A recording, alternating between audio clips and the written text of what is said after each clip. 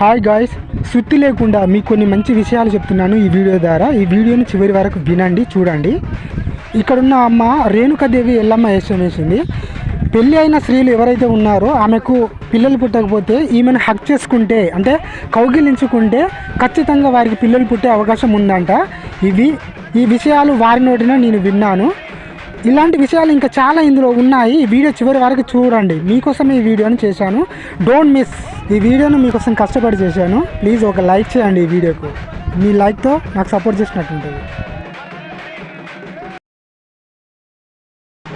అమ్మ, ఇది మీరు వేసింది ఏం వేసాం అంటారు? ఎల్లం వేసామా? అంటే ఎందుకోసమని ఇట్లా వేస్తారు? ఎన్ని సంవత్సరాలకు ఒకసారి వేస్తారు? 5 సంవత్సరాలకు వచ్చి వేస్తారు. ఇలా చల్లడాన్ని ఏమంటారు? ఇట్లా చాటలు అవి పెట్టుకుని ఇట్లా కొంచెం గట్టిగా బలి చల్లిస్తారు. ఎప్పుడైనా పండుగ చేసుకుంటారు. యాటలు నరుకుతారు మైసమ్మ కాడ, బలి చల్లుతారు. అల్లం మిషన్ కట్టి బలి చల్లి కలికుండలలో చేయి పెట్టి తిరుగుతారు. ఇట్లా బలి చల్లడం వల్ల ఊరికి ఏం ప్రయోజనం అని? ఊరికి మంచి జరుగుతుంది. మంచి జరుగుతుంది.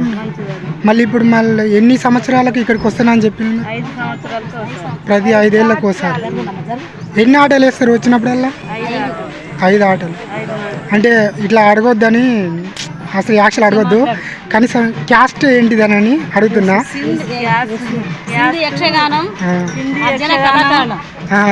కళాకారులు సింధు యక్షగానం అన్ని రాష్ట్రాలకు అతిపతుల మేము, అర్జున కిందోళ్ళ మేము, ఏళ్ళమే వేషము. చిందుల ఎల్లమ్మ వల్ల సంబంధించిన వాళ్ళం మేము. చిందుల ఎల్లమ్మ సంబంధించిన వాళ్ళం. ప్రతి ఏటా 5 ఏళ్ళకి ఒకసారి వచ్చినప్పుడు ఎంత తీసుకుని పోతారు? ప్రతి ఏటా 50,000 4 క్వింటాల బియ్యం సార్. ప్రతి గ్రామానికి మేము సింధు కళాకారులు, అర్జున కింద కళాకారులు మేము.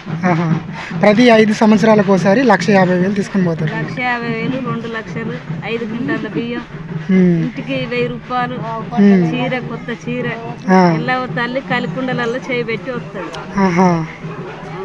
ఇంకేమైనా చెప్పగలుగుతారా ఎల్లమ్మ తల్లి గురించి? ఏమైనా పిల్లలు లేని వాళ్ళు కాగలిచ్చుకుంటే గర్భం పిల్లలు అదొక మంచి ఫెసిలిటీ ఉందా? కొడుకులో బిడ్డలు ఎల్లవ తల్లి కాగలిచ్చుకుంటే గర్భాన్ని, అంటే అమ్మాయిలు వచ్చి కౌగిలించుకోవాలి. అమ్మాయిలు పిల్లలు లేని వాళ్ళు కాగలిచ్చుకుంటే పిల్లలు పుడతారు. అట్లా 101 అక్క జీరలు కదా, సమ్మక్క సారక్క వీళ్ళంతా అక్క జీరలు. ఎల్లవ, పోషావా, మేము ఉప్పలమ్మ. ఈ తల్లుకు గ్రామానికి ఇలా పోషావా కొబ్బరికాయ కొడితేనే జడిచిచ్చింది ఆడపిల్ల. అట్లనా? అన్ని దేవతలు ఉండి ఉన్న తల్లి ఇక్కడ ముత్యాలవ కొడితేనే జడిచిచ్చింది. ఆ గ్రామాలు చెందిన కిందపల్లి గ్రామంలో కూడా మాకు జడిచిచ్చింది సార్. కిందపల్లి గ్రామం నాదే, గ్రామం కూడా నాదే సార్. మీ ఊరు అసలు ఊరు? అసలు రెడ్లవాడ. రెడ్లవాడ. అప్పుడెప్పుడు నా చిన్నప్పుడు వచ్చి వచ్చినాం సార్. మా ఇంట్లో రెడ్లవాడ. అవునా? అంటే ఇంకా చెప్పగేది ఉన్నదమ్మా? ఏం బతుకుతారు మా చేస్తుంటారు సార్. ఎల్లమ్మ వేషం మంచిగా కుదిరిందమ్మా నీకు. అంటే నేను ఫస్ట్లా చూసినప్పుడు మొగాయినా అనుకున్నాను, ఎందుకంటే అందరూ మగవాళ్ళు వేసారు కదా వేషాలు. ఇక్కడ నాకు కొంచెం డౌట్ వచ్చి పక్కన ఉన్న వాళ్ళని అడిగిన. అవునా? చాలా మంచిగా ఉంది. కళను ప్రోత్సహించిన గ్రామానికి ఏం చెప్తారు మీరు? అంటే చాలా సంవత్సరాల నుండి ఈ కళ మరుగున పడిపోతుంది కదా. మరుగున ఏం పడిపోలేదు సార్. నా చిన్న తల్లి, నా పెళ్లి అయింది ఇక్కడ, పెద్ద అయింది ఇక్కడ, పిల్లలు పుట్టింది ఇక్కడ. ఈ గ్రామం నాది సన్నూరు, నా గ్రామం సార్. నా గ్రామం ఇది.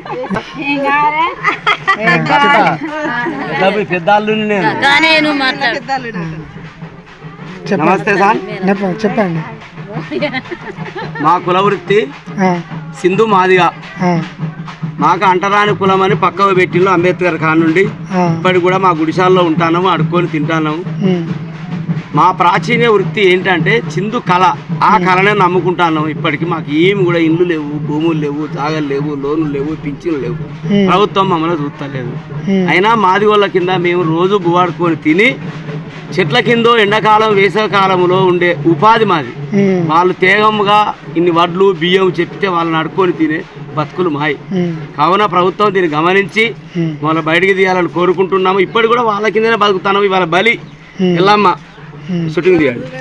ఎల్లమ్మ వేషము అంటే మేము సనాతన వృత్తి నుండి కూడా బలేస్తాము. 5 రోజులు ఆట ఆడతాము ఎండాకాలం. వాళ్ళు చెప్తారు ఆ తినే కాడ అన్ననే ఉండి వాళ్ళకు బలి బరకత్ చేస్తాం. వాళ్ళ ఆటను కోసినాము. వాళ్ళ వృత్తి మా వృత్తి ఇది. మేము అలానే ఉంటాన్నాం. మమ్మల్ని కాని వాళ్ళు లేరు. మాదిగా చిందు ఒక కులము. మేము ఎలా ఉన్నాం అంటే ఇవాళ ఎల్లమ్మ తల్లి ఇలా కూర్చున్నది అంటే మా బరకది మేము చేసుకుంటాం సార్. మేము ఎవరి జోలికి పోము, బీసీ జోలికి పోము, ఎవరి జోలికి పోము. మా బతుకులు మేము బతుకుతాము. మా బతుకులు ఇప్పటికి కూడా రిజర్వేషన్ ఎస్సీ బి కింద ఉన్నది. మన రిజర్వేషన్ వచ్చినా కానీ మాకు 90% అంటే ఒక 5% అన్న ఇవ్వమంటే ఇవ్వలేదు. తీసి మళ్ళీ ఉపకులాలనే పెట్టిండ్రు. సింధు మాదిగ బీల డక్కలి చిందు మాదిగ దాంట్లో పెట్టిండ్రు. దాన్ని జీర్ణించుకోకుండా పోతున్నాం మేము. మొన్న కూడా అసలు సద్దాం అనుకున్నాం కానీ ఒక 9% పెంచిండు. మొన్న కూడా ఉపకులాల అప్పుడు తెలంగాణ వచ్చినప్పుడు ఏమో కేసీఆర్ ఇస్తానన్నాడు, అది పోయింది. ఇప్పుడు ఈయన వచ్చినాక మొన్న 9 కలిపిండు, మమ్మల్ని బీళ్ళే కలిపిండు. మళ్ళీ డక్కలి చిందు మాదిగ గోషంగి ఈ కులాలను కూడా అందులోనే ఉండి మేము విడదీయమంటే మాకు ఏలా పెట్టమంటే మమ్మల్ని వినలేదు సార్. మా జనాభా లేదంటారు. మా జనాభాకు ఇప్పటికైనా వచ్చి చూడండి. మా ఊరుకు ఒక 5,000 మంది, ఒక 1000 ఉన్నా కానీ 100 ఊళ్ళు మాకున్నది. అది దొంగ సర్టిఫికేట్ ఇచ్చిన వాళ్ళు వీళ్ళు లేరని. ఒకటి మాలోళ్ళే మాకు ద్రోహం చేస్తాను. అక్కడ ఐఏఎస్ ఆఫీసర్లు IPSలు ఉన్నారు. ఆడ మాదిగాను మా చిందోళ్ళ దొక్కేది వాళ్ళే సార్. దయచేసి గమనించండి. ఇది మా యొక్క మెసేజ్. ఇది పక్క మొన్న కూడా రిజర్వేషన్లో ఆడవాళ్ళు ఉండే ఐఏఎస్ ఆఫీసర్లు కోర్టులో ఉన్నారు కాబట్టి మమ్మల్ని అనగదొక్కుతాను. ఒక సర్పంచ్ అయ్యేది మాదిగోళ్ళు అవుతాను, మేము అయితలేము కాబట్టి మాకు వాళ్ళను కూడా మొన్న అదే బీలో పెట్టిండు. ఏలో పెట్టమంటే దయచేసి 9% ఇచ్చిండు. ఒక్క 4 పెంచిండు. ఆ 4 కాదు 13 కులాలు. 13 అంటే డక్కలి చిందు గోషంగి ఇవన్నీ ఉన్నాయి కాబట్టి అలా మమ్మల్ని పెట్టాలని కోరుకుంటున్నాం. దయచేసి ఇది నా మెసేజ్. Okay, thank you. ఖచ్చితంగా ఓకే అమ్మ. సెకండ్ అమ్మ తల్లికి సెకండ్ ఇవ్వద్దు. సారీ అమ్మ, ముక్కాలే.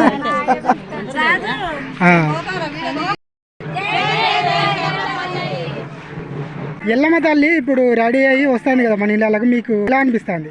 ఎల్లవ తల్లి మా ఇంటికి వస్తుంది అంటే బాగా సంతోషం ఉన్నది మాకు. ఎల్లవ తల్లి అంటే మాకు కులదేవత కాబట్టి మాకు సంతోషం అనిపించింది. పండుగలాగా ఉంది.